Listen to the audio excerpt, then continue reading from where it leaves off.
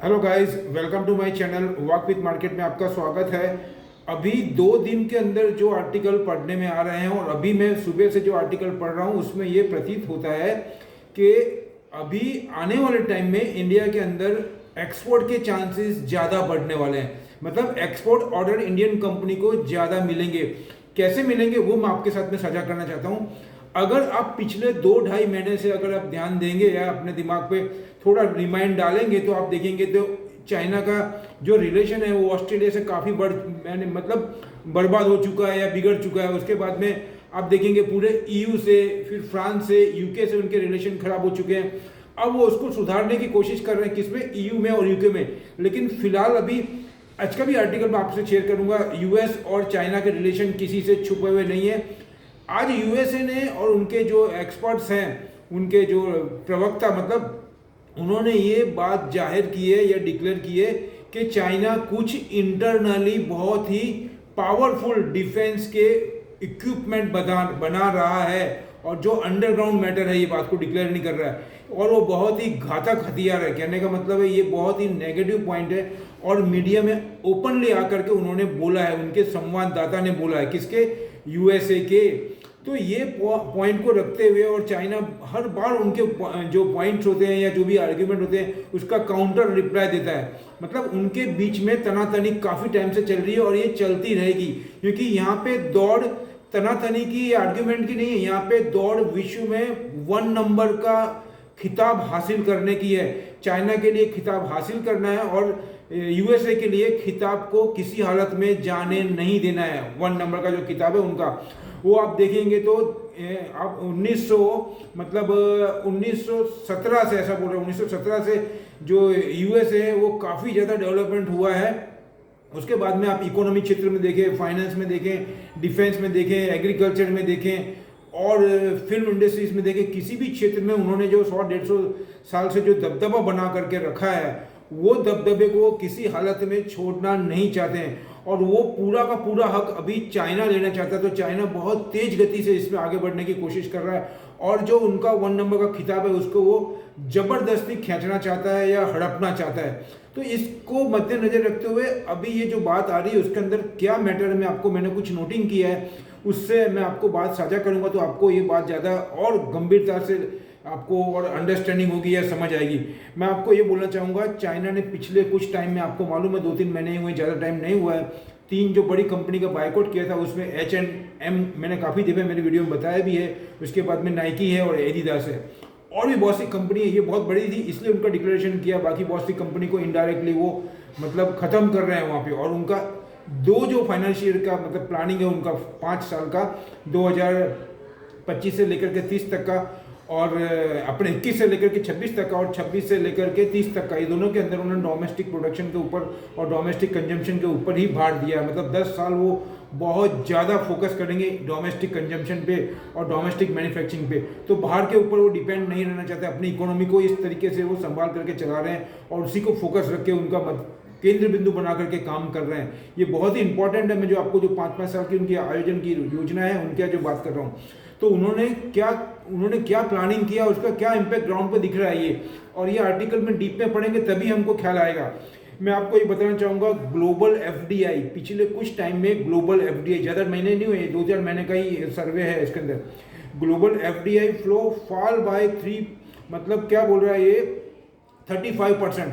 जो चाइना के अंदर, चाइना की इकोनॉमी, आपको फिर बताना चाहूँगा, जो इकोनॉमी इतनी फास्ट डेवलपमेंट हुई है, मतलब 2000, मैं आपको बताऊँ ये लगभग 78 की बात है, 75-76 के लेकर के आज तक का 35-37 साल में जो उन्होंने कंटिन्यू 30 साल तक 10% के ऊपर ग्रोथ किया है, उसमें एफडीआई का बहुत बड़ा रोल है, क्योंकि फॉरेनर्स ने कंटिन्यू वहाँ पे इन्वेस्टमेंट किया है। उसकी वजह से उसकी इकोनॉमी बहुत ज़्यादा बूस्टअप हो गई और उसका बेनिफिट सबको मिला है। तो अब उसमें क्या हो रहा है, इतने साल तक उन्होंने सब पॉलिसी बनाई थी वो उनको फेवरेबल थी, अब वो उनकी नेगेटिव पॉलिसी बना रही, क्योंकि उनका एक रिकॉर्ड ऐसा रहा है, चाइना हमेशा सेल्फिश रहा है। वो जब उसका काम हो जाता है वो दूध में से मक्खी निकालते ऐसे निकाल के फेंक देता है और हम सभी जान रहे हैं, आप भी जान रहे हैं, मैं भी जान रहा हूँ। अगर आप लद्दाख बॉर्डर का मैटर को समझे ध्यान देंगे तो भी आपको ख्याल आ जाएगा। तो उनका जो 35% जो ग्लोबल एफडीआई है वो कम हुआ है और उसके अंदर ऐसा बता रहे हैं, वो 2020 की ही बात है, और उसके बाद में जो 1.5 ट्रिलियन उनका एफडीआई था वो घट करके बिलो 1 ट्रिलियन हो गया है अभी। इसका मतलब क्या हुआ कि कम से कम ½ ट्रिलियन से ज़्यादा जो ग्लोबल फंड था वो चाइना में आना कम हुआ है। तो ये सब मैं आपको बात क्यों यहाँ पे शेयर कर रहा हूँ, आपको मैं ये बात यहाँ पे ये बताना चाहता हूँ कि ये जो मेरी बात है आपको अच्छी लग रही तो आप कमेंट डालिए मेरे को, मैं यही बता रहा हूँ। ये जो पूरे टॉपिक है पूरे इकोनॉमी की जड़ है, पिलर्स है, यहाँ पे मैं बता रहा हूँ। जहाँ पे 1.5 ट्रिलियन से ज़्यादा का एफडीआई इन्वेस्टमेंट हो रहा था अभी तक चाइना के अंदर, वो 1 ट्रिलियन से भी नीचे हो गया। मतलब क्या हुआ कि अगर हम ½ ट्रिलियन भी गिने तो ये बहुत बड़ा अमाउंट था, वो कहीं ना कहीं दूसरी कंट्री में डाइवर्ट होगा या हो रहा है। अगर यहाँ पे कम हो गया मतलब यहाँ पे हो रहा है, कहीं ना कहीं हो रहा है, वो हमको फाइंड आउट करना है। वो अभी हम आते हैं उस पॉइंट पे। तो उसमें ये बता रहे हैं वो 1 ट्रिलियन से भी कम हो गया है और 58% डाउन है एफडीआई। अगर कंपेयर करें ज़्यादा कुछ टाइम से तो वो 58% डाउन बता रहे हैं। ये मैंने चाइना डेली में पढ़ा है, मैं आपको ये बताना चाहता हूँ, आप भी पढ़ सकते हैं, बहुत अच्छे अच्छे आर्टिकल हैं। तो कहने का मतलब है अब इतना बड़ा अमाउंट जो है वो विभिन्न क्षेत्र के अंदर है। विभिन्न क्षेत्र के अंदर मतलब आप बहुत सारे सेक्टर गिन सकते हैं। तो वो क्षेत्र में से पैसा अगर वहाँ पे कम इन्वेस्टमेंट हो रहा था, दूसरी ऐसी कौन सी कंट्री है जहाँ पे चांसेस उनको ज़्यादा लग रहे हैं? क्योंकि आज हम अगर अपना पैसा आइडल नहीं रखते हैं, हम इंटरेस्ट काउंट करते हैं, तो इतने बड़े बड़े फंड होते हैं, उनको अपने स्टॉक की सैलरी है, प्रॉफिट है, और जितने भी फंड के अंदर मैं आपको बताना चाहूँगा प्राइवेट फंड में जो बड़ी बड़ी पोस्ट पे they are getting higher salary, उनको सबको टारगेट बेस होता है। मतलब उनको इतनी ज़्यादा सैलरी ले रहे हैं तो उनको कंपनी के लिए कुछ टारगेट अचीवमेंट करके देने पड़ते हैं, तब उनको वो एफोर्ड होता है इतनी सैलरी। कहने का मतलब है तो उनको ये फंड कहीं ना कहीं इन्वेस्टमेंट करना है और वहाँ से प्रॉफिट टेकिंग करना है और अपने एफर्ट्स बताने हैं। तो उसके लिए मैं आपको बताऊंगा और भी कंट्रीज है, लेकिन उसमें सबसे ज़्यादा उभर के आती है इंडिया, न्यू इंडिया, क्योंकि यहाँ पे बहुत बड़ा बिजनेस है, बिल्कुल सिमिलर टू चाइना है। पॉपुलेशन ग्रोथ ज़्यादा है, चांसेस ज़्यादा है, एक्सपर्ट्स ज़्यादा है। और अभी मैंने आपको सुबह की वीडियो में बताया था कि जो स्किल्ड की क्रंच अभी लोगों को फील हो रहा है, कहाँ पे? यूएसए के अंदर, जर्मनी, जापान के अंदर। तो यहाँ पे स्किल्ड भी अच्छा है।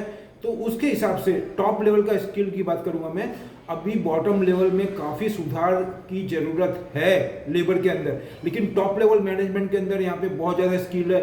वो आप समझ रहे हैं, पूरे विश्व में आप देखेंगे तो टॉप लेवल पे काफ़ी ज़्यादा इंडियंस है।